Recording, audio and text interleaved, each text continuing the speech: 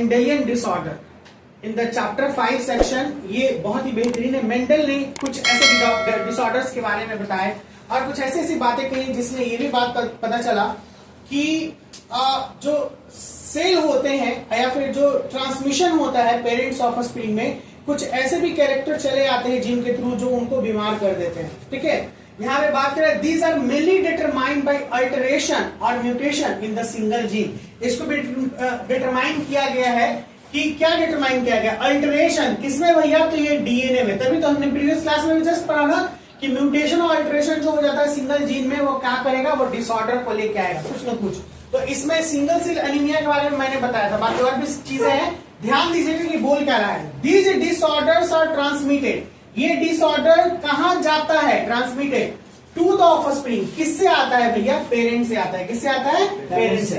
These disorder are transmitted to the offspring on the same line as the principle of inheritance.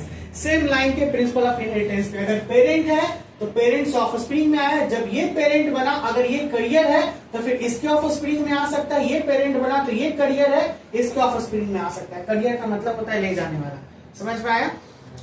तो ये जो चीजें हैं ये बहुत मायने रखती हैं, समझिएगा गौर से।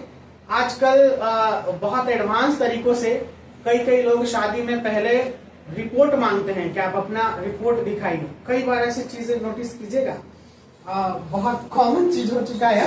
भले मतलब जो जैसे लड़की से शादी करने वाला होता है ना, तो वो रिपोर्ट मांगता है कि उनका पूरा जो बॉडी रहता है, हाँ बायोडाटा नहीं, बायोडाटा में ही रिपोर्ट मांगता है ब्लड का, कि ब्लड का क्या है, किस तरीके से है और कोई बीमारी तो नहीं है, किसी मेजर टाइप का।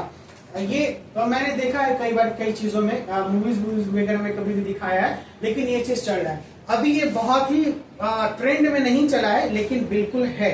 ये सब चीजें कभी कभी कोई मांग सकता है। मान के चलिए मांग दिया, शादी करना है आपको, तो क्या कीजिएगा, नहीं दीजिएगा। आप तो अपने आप को प्रूव करने के लिए दीजिएगा ही कि ठीक है भाई करा के देते हैं, लेकिन आपको थोड़ा ऑकवर्ड लगेगा कि यार क्या मांग रहा है ये। और फिर हम लोग भी मांगेंगे तो लगेगा क्या ऑकवर्ड। आपसे भी मांग सकता है वो फीमेल, जैसे कि जो अगर ये भी होते हैं तो मांग सकता है कि आप अपना दिखाइए कि क्या है, मतलब पूरा बॉडी चेकअप का, या फिर कोई डिसऑर्डर तो नहीं है, कोई प्रॉब्लम तो नहीं है, ये सारी चीजें। खैर वो बात अलग है। मेन बात मुद्दे पे आते हैं। एग्जांपल में आ जाएगा haemophilia, cystic fibrosis, sickle cell anaemia, colour blindness, phenylketonuria, thalassaemia. अब मैं बात कर रहा हूं कि देखिए अगर कोई फीमेल हीमोफीलिया है, हीमोफीलिया से ग्रसित है, तो हीमोफीलिया उसको नहीं होगा, लेकिन वो कैरियर होगी, उसके बच्चे में हो सकता है, ठीक है ना, या उसके पोते में हो सकता है। याद रखें, हीमोफीलिया एक ऐसी बीमारी है, मैंने यहाँ पे एक्सप्लेन किया है, जिसमें ब्लड क्लॉटिंग नहीं होता है। जैसे हम लोग का अगर कट पड़ जाता है तो कुछ देर के बाद तुरंत एक नेट का स्ट्रक्चर आ जाएगा और ब्लड रुक जाता है, लेकिन हीमोफीलिया में ऐसा नहीं है, वो ब्लड बहते ही चला जाएगा और कभी कभी किसी केस में फेटल भी हो सकता है, यानी मर भी सकते हैं। मैं बताऊंगा अभी। आइए हीमोफीलिया में आते हैं। ये एक सेक्स लिंकेड डिजीज है, ये वीवीआई है, ठीक है ना, याद रखिएगा। ये वाला वीवीआई सेक्शन है, पूछ सकता है। Haemophilia is what, sex linked recessive disease. Recessive का मतलब क्या होता है, छुपा हुआ होता है ना। डोमिनेंट का मतलब क्या होता है, जो दिखाएगा, प्रभुत्व में रहेगा, तो इसीलिए ये रिसेसिव है। मैंने क्या कहा, फीमेल में ये रिसेसिव होके आती है और मेल में ये दिखता है, ठीक है ना, मेल वाले पेशेंट में ये दिखेगा।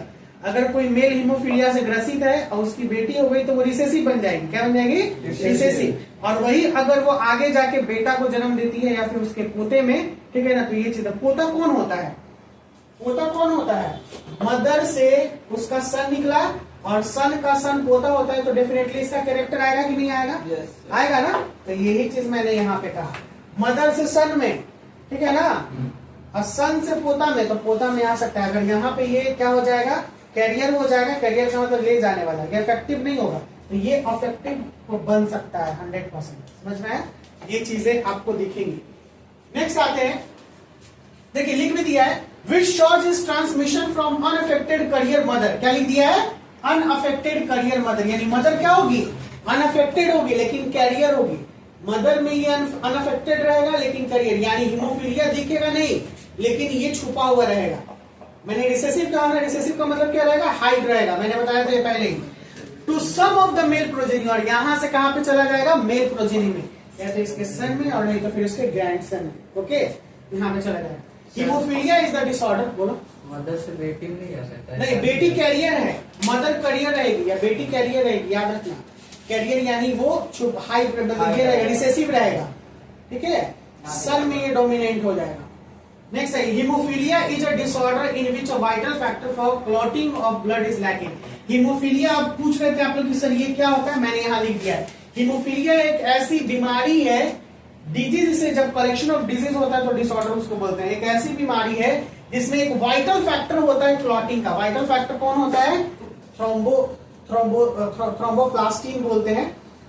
फाइब्रिनोजेन एक प्रकार का तत्व होता है जो रखता है इस चीजों को, वाइटल फैक्टर को। तो ये चीज लैक हो जाता है और उसके वजह से ब्लड इज लैकिंग। यहां से एक क्वेश्चन मिलता है हमको कि हीमोफिली मतलब ब्लड क्लॉटिंग किस वजह से नहीं होता, why blood clotting is not happen in some person. तो ये हो जाएगा कि एक फाइब्रिनोजेन होता है पिगमेंट हमारे ब्लड में, उसके ना रहने की वजह से ये क्या होता है, ब्लड क्लॉटिंग हो जाता है। तो हीमोफीलिया बीमारी है वही चीज को वो खत्म कर देता है। ओके, नेक्स्ट आते हैं। So clotting of the blood is abnormally delayed. जो क्लॉटिंग ऑफ ब्लड है वो डिले हो जाता है, यानी धीरे हो जाता है, और इस वजह से बच्चे लोग मर भी सकते हैं, या जो भी आदमी है इससे ग्रसित पेशेंट हो क्या हो सकता है, फेटल। फेटल का मतलब मरणशील या फिर मर सकता है। Bleeding can be check by transfusion of the entire volume. Bleeding को चेक किया जा सकता है कि आखिर इसमें कितने रेशियो पे यानी कितने परसेंटेज पे ब्लड निकल रहा है। तो अगर किसी को कट आउट चेक करके हम लोग देखते हैं, यानी ये ऑब्जर्वेशन ऑफ डॉक्टर में देखा जाता है, सर्जन का ऑब्जर्वेशन में, कि कितने समय में ये ट्रांसफ्यूज हो जा रहा है पूरा ब्लड बिना कंसंट्रेट के क्लॉटिंग किए हुए।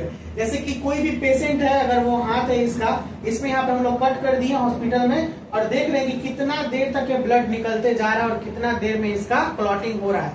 हम लोगों को विद इन 2 मिनट, ठीक है ना, विद इन 2 मिनट के अंदर ब्लड क्लॉट हो जाता है, यानी रुक जाता है, ठीक है ना। और ये सब पर्सन में नहीं होगा। अगर मान के चलो कि ब्लड कहीं पे भी कट पार्ट होता है और क्लॉटिंग नहीं हो पाया, ब्लड हमेशा रिस रहा है, तो धीरे धीरे तो खत्म हो जाएगा ना। जो हमारे पास 5.5-6 लीटर ब्लड होता है एक नॉर्मल पर्सन में, वो खत्म तो क्या होगा, आदमी मर जाएगा। समझ पा रहा है सर? हमेशा क्या रुकेगा ही नहीं ना, नहीं रुकता है। अगर किसी मतलब जिसमें बहुत मेजरली उसमें नहीं रुकता है। ब्लड क्लॉटिंग का वही टाइम देखा जाता है कि कितने समय, 5 मिनट में हो रहा है, 6 मिनट में हो रहा है, ये सब लगाने से तो रुक जाता है ना। नहीं, फिर उसको क्या करना पड़ेगा, आपको बढ़िया से उसको बांध के और पट्टी लगाना पड़ेगा और ध्यान देना पड़ेगा, ठीक है। जैसे उसको क्लोज करना पड़ेगा। हम लोग अगर नहीं भी बांधे नहीं भी करे तो रुक जाता है अपने से, लेकिन उन लोगों में ये चीज करना पड़ेगा, इसलिए बहुत ऑब्जर्वेशन रखना है। हाँ, मैंने एक बच्चे को पढ़ाया है और उस बच्चे में यही प्रॉब्लम था, और पहले मैंने एक बच्चे को पढ़ाया है और उनकी माँ से मुझे पता चला कि इस बच्चे को ये प्रॉब्लम है, ठीक है, हीमोफीलिया वाली। चलिए, तो ये था हीमोफीलिया, समझ में आया? रहने देते हैं आज की क्लास यहीं पे, मिलते हैं नेक्स्ट क्लास में। Bye bye, take care, see you soon.